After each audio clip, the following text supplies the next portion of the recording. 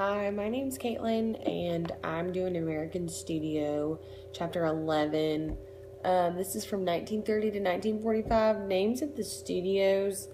There was 5 major studios, and then there was 3 little studios. MGM did extremely well during the Depression. They owned a large amount of large theaters and were mainly known for their European films. One of their most popular films was The Grand Hotel in 1932, which was also a winner of the Academy Award for Best Picture. Disney was founded in 1923, established itself as a leader in the American animation industry before diversifying into live action film production, television, and theme parks. Disney's first silent film was Steamboat Willie, which we had already watched in class, starring Mickey, and those were released in 1928. Universal had a constant money problem from 1930 to 1945 and actually continued beyond those years. They had a few major stars and directors. The major successful people moved on to bigger studios and they targeted smaller cities. So Universal didn't do very well to start out with. Paramount struggled during the Depression at this time. They owned a large amount of theaters and were known for their European style, which wasn't exactly the most popular. Warner Brothers started out borrowing before the Depression had started, and they actually were able to get out of it by selling off some of their profits and cutting back cost. One thing that they did do as a budget cut was to cut the cost of films.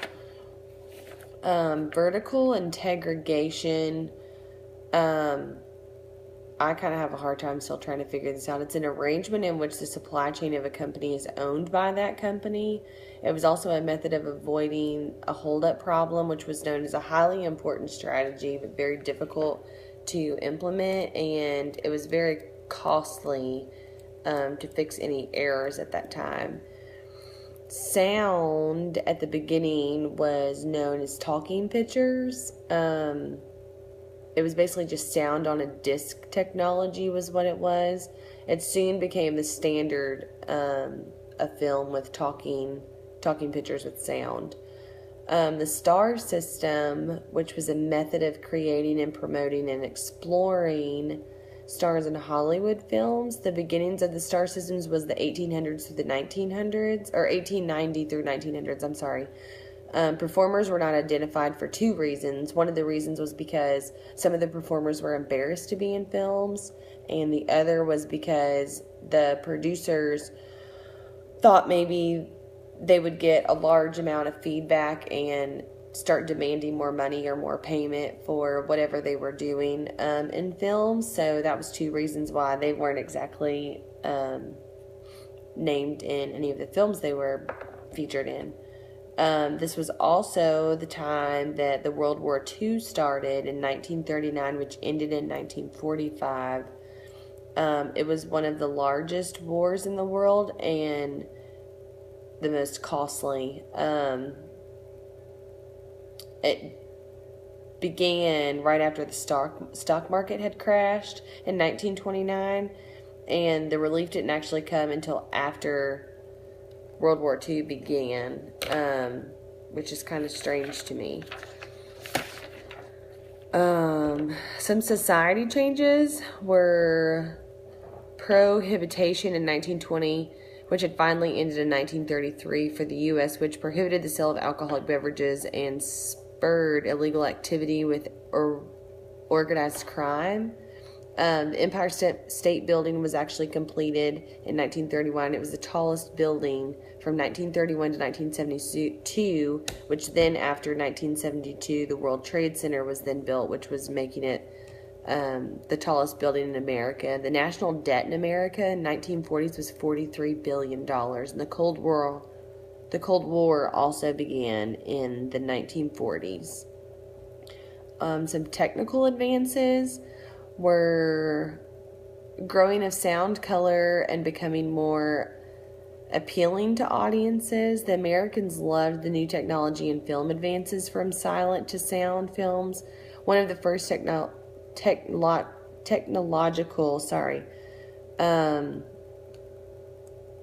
things of film was the pinhole camera, followed by a camera obscura. I don't know if I'm saying that correctly. The first moving picture photographed in real time was created in the U.S. in 1978 by Edward Muybridge, and the first to develop a color film motion picture was Edward Turner in 1899 to 1900.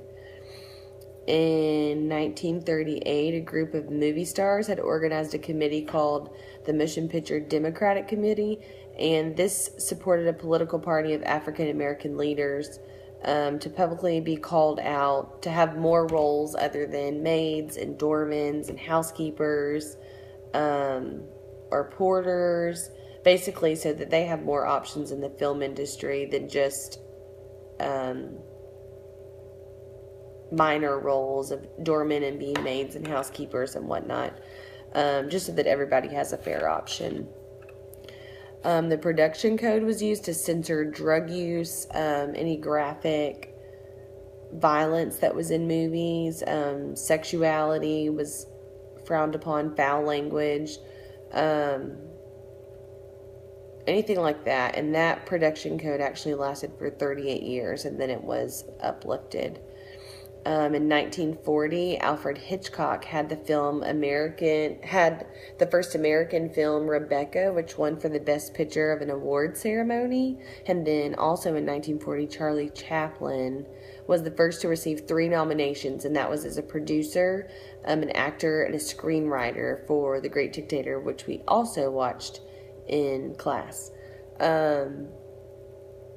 There's a ton of different things. There were 5 major studios from 1930 to 1945. That was Paramount, Warner Brothers, MGM, RKO, and 20th Century Fox. The 3 minor studios that had the most trouble were Universal, Columbia, and United Artists.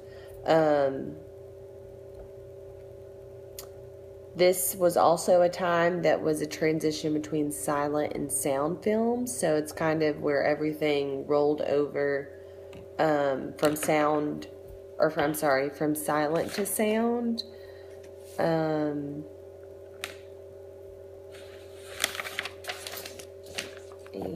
I think that is about it. I did have